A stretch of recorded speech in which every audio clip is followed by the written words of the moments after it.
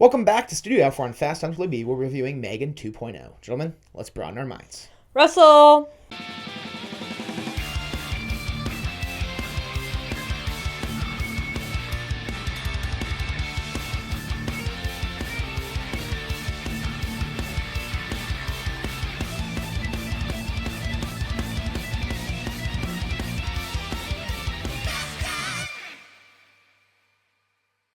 Welcome back to Fast Times Willy B. I'm Willy B. I've got Rosie with me, and we've got M3GAN 2.0 fresh in the theaters, fresh on our brains.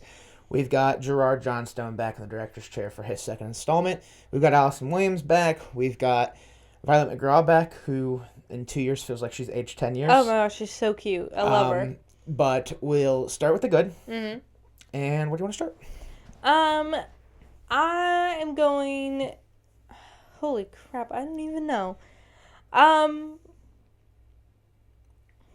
Something I don't know.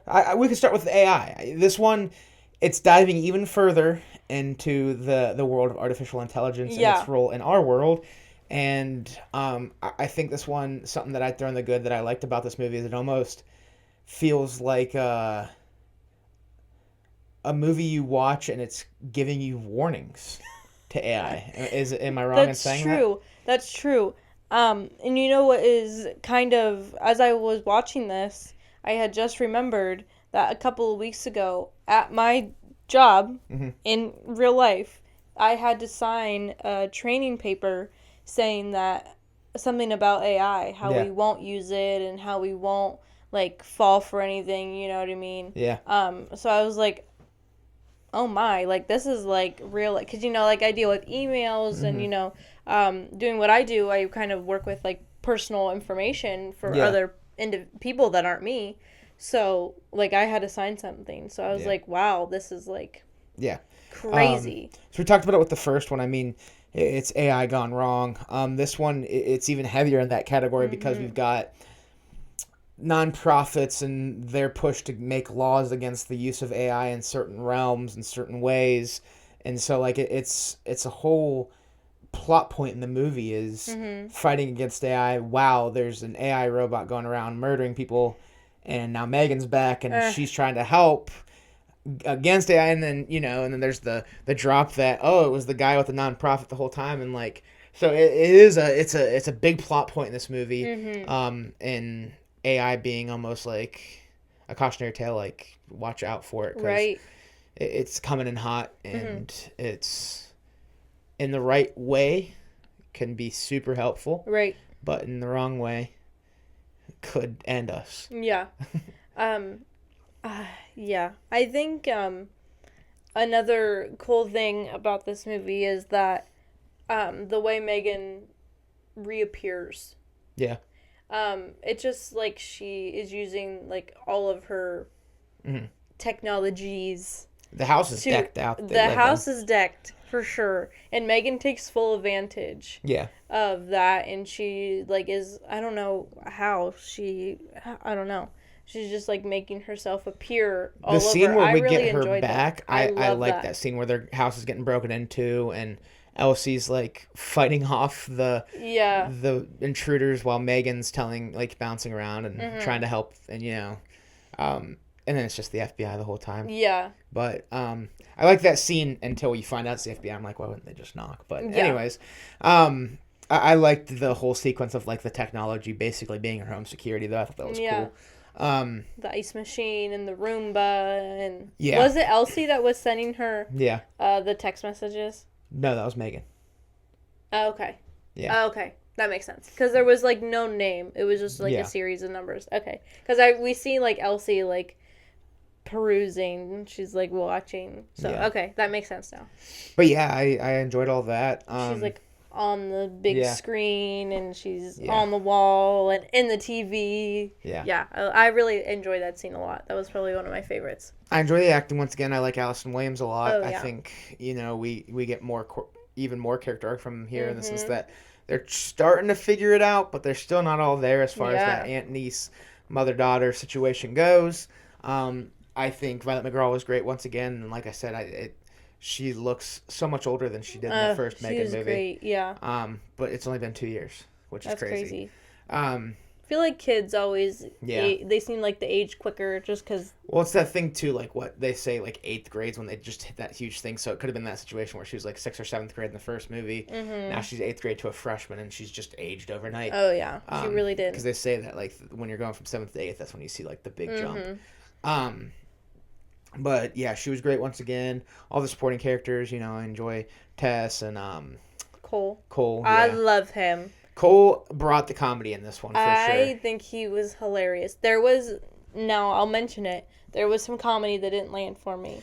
But Yeah. I loved Cole. I thought Cole, he was... for the most part, was, yes. He was very funny. He was funny in the first one, too, Yeah. I thought. Yeah. This movie we've steered seen him away from horror, for sure. This is more of a comedy action thriller Yeah. than it is. The first one was more of a horror movie. Mm-hmm.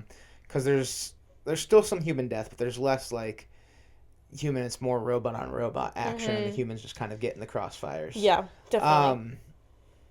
I mean, there's still definitely some horror to it, and like I said, if this ever were to happen in real life, that's why I thank AI when I use it. But, yeah, it's the action actually was pretty good too for the most part. I like a lot of the camera shots we get with a lot of the action sequences too.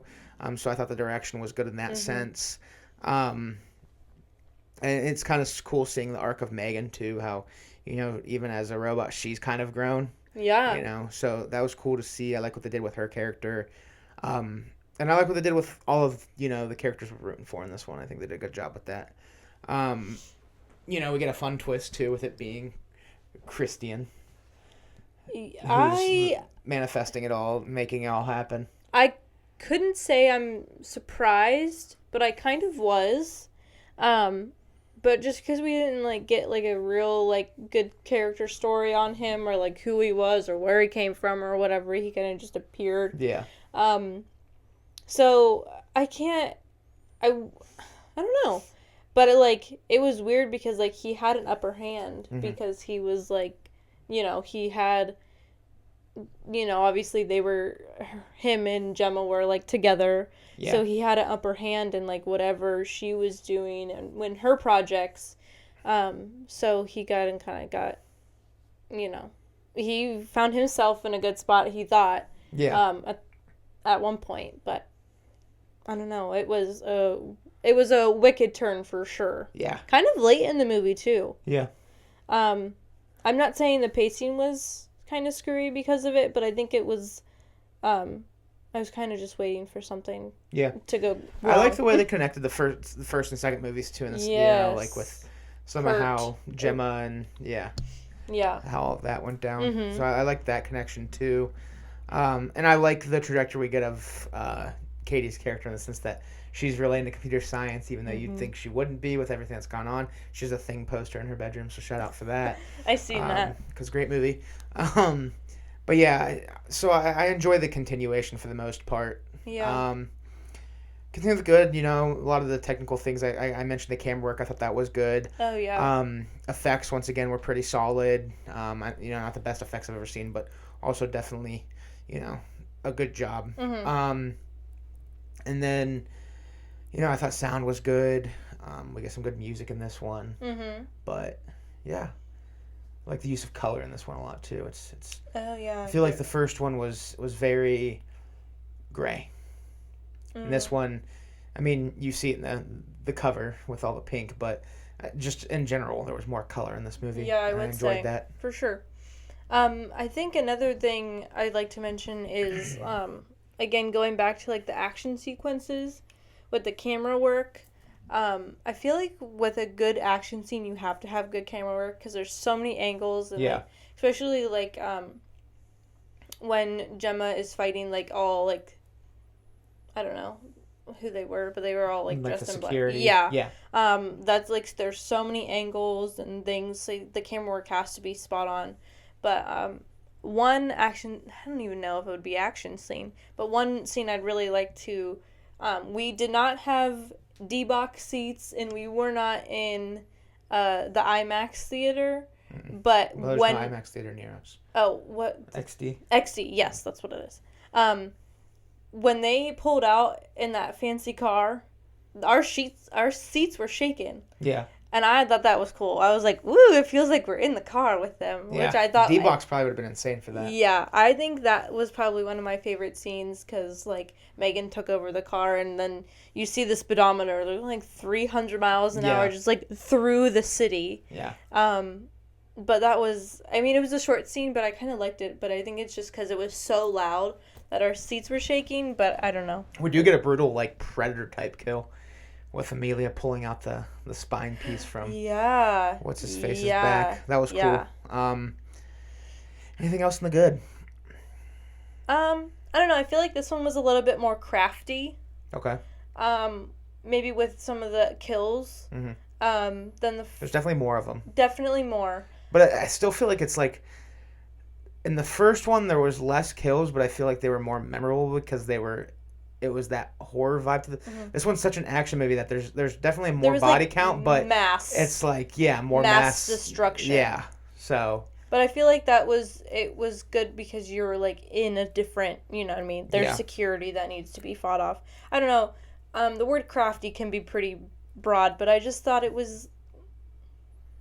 I don't know. That's just a good word in my brain. Yeah, for sure. I think I like this one a little bit more than the first one. Okay. So we're going to hop over to the meh. The first thing I'll put in the meh is I think this movie, I think it's better paced than the first one, but I think there is a lot more going on, so it kind of gets a little convoluted. There was kind of a lot going on for I mean, sure. you're at the whole time you're trying to figure out is Amelia autonomous? Is it the military? Is it Gemma and we just don't know it yet? Is she somebody even else a robot? Yeah, like you have all these things going on with her, but while you're thinking of her, you have all of the character arcs going on with our main characters, and then you also have Christian, who is in and out at the beginning, and then all of a sudden there's a lot to take in, mm-hmm. and a lot of it's done well, and but at the end of the day, there is a lot of it that's kind of messy. Mm-hmm. So I think it's just the falling victim to doing too much situation. Yeah, the one thing I really had in the meh that really stuck out to me was they, I think it was, I don't remember exactly when, but when that door opens up and they go down to like their lair, M3GAN, did she rebuild herself? She must have. That I was so confused. Yeah. Because that was her, obviously, down there. And that she did all of that down there, right? Okay. Which I gathered. But, like, how did she reconfigure? I don't know. It looks like she just took over scraps of her body and Bruce's body. But I get what you're saying. Yeah, like she just wheeled in. Yeah. But like how? Because like unless she put herself together. Yeah. Which it could very well be a possibility. But I just was confused by that. Mm-hmm. And how and then again in the scene where we talked about her like popping up all over the place, that to me was kind of like kind of reminded me of like a spirit or something. Yeah. Or like how like a ghost can like form other places. Yeah. So I don't know. Kind of her like reintegrating into this movie was confusing to me. Like mm-hmm. how because she wasn't rebuilt. I mean she was eventually, but like I don't know. That was confusing to me. So that goes in the meh. Okay. Continuing with the meh for me. I think the final showdown is good for the most part, but the resolution I'm a little bummed with because I'm going to throw in the meh because I like the concept of she made this kill switch and M3GAN finds out about it and they kind of, use the chip in her brain to speak and all of that, but I'm just a little bummed at how easy it was to take down the boss once they got that hardware, like that, the motherboard? The motherboard, yeah, because they were talking about how like she'd basically be a god and like omnipotent and then it was that easy to take her down. So I was like, I get it because, it's that was set up that way. Mm-hmm. It was just a little underwhelming.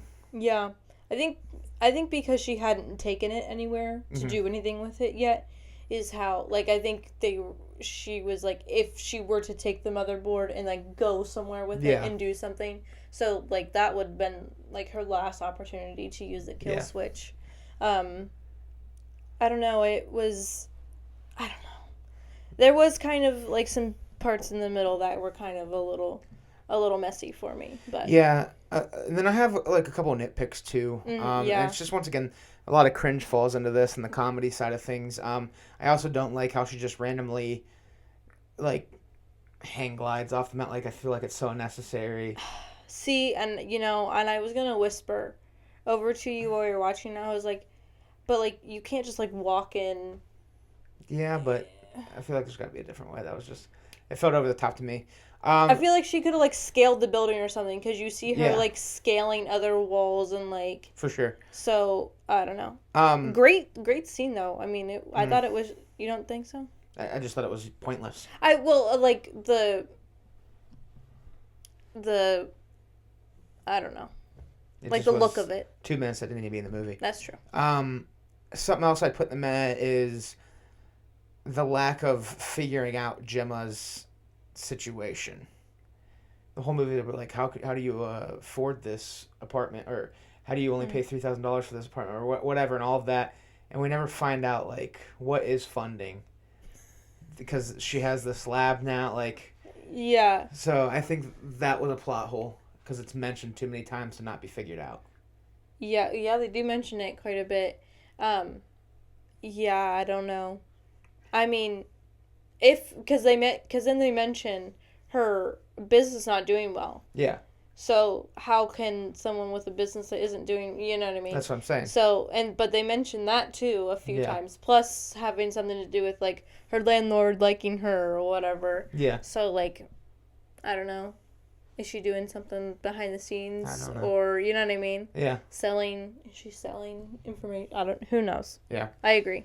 But I feel like if it wasn't mentioned, we wouldn't have been like, oh, well, how did she get this house? Because you're just not going to think about that when you're watching a movie. Yeah. So I feel like it would have went all over our head, top of our heads. So. Yeah. We can hop over to the bad. Okay. She sings again. That's really it. That's really my only bad. Yeah. I knew she was going to. Yeah. Because it kind of was her thing in the first. Yeah. Yeah. And this seemed longer. I will also throw in the bad, not just the singing. I like I mentioned how I like the take on how we're getting more into AI and stuff, but I also think it was over the top in some senses. The whole chip and spine thing, the kill was cool, but I also was like, this is doing a lot. You know what I mean? Yeah. So. I have something else. I don't know if it would be in the bad or the meh, but so obviously M3GAN is a robot. Mm-hmm. You can tell. She looks very human-like, but you can tell. Yeah.